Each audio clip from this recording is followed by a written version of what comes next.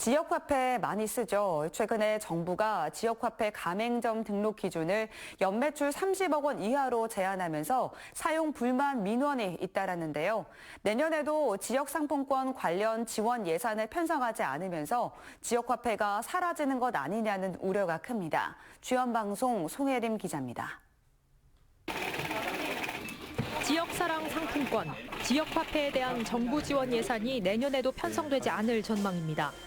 정부 재정이 넉넉하지 않은 데다 각 지역별로 상황이 모두 달라 일률적인 지원은 어렵다는 이유 때문입니다.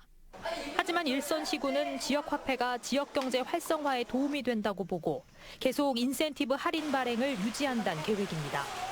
지역화폐에 대한 도민 인식이 호의적이다 보니 강원도 시군 번영회 연합회에서도 최근 지역화폐 국비 지원 재개를 촉구하는 건의문을 채택하기도 했습니다. 지역사랑 상품권이요. 지역경제 활성화가 엄청나게 됐습니다, 지금까지. 그런데 갑작스레 이걸 중단한다? 그러면 그 피해는 당연히 우리 소상공인한테 갑니다. 지역 상권이 아주 무너져요. 문제는 예산입니다. 정부 지원 없이 지자체 자체적으로 예산을 마련하다 보면 바로 옆 시군과 할인율이나 전체 발행 규모 등에서 차이가 날 수밖에 없습니다. 예산 상황이 어려워도 오히려 지역경제 활성화와 소상공인 지원을 위해 더 확대하기도 합니다. 동해시의 경우 올해 남은 예산을 활용해 이번 달 동해페이 인센티브 비율을 8%에서 10%로 높였습니다.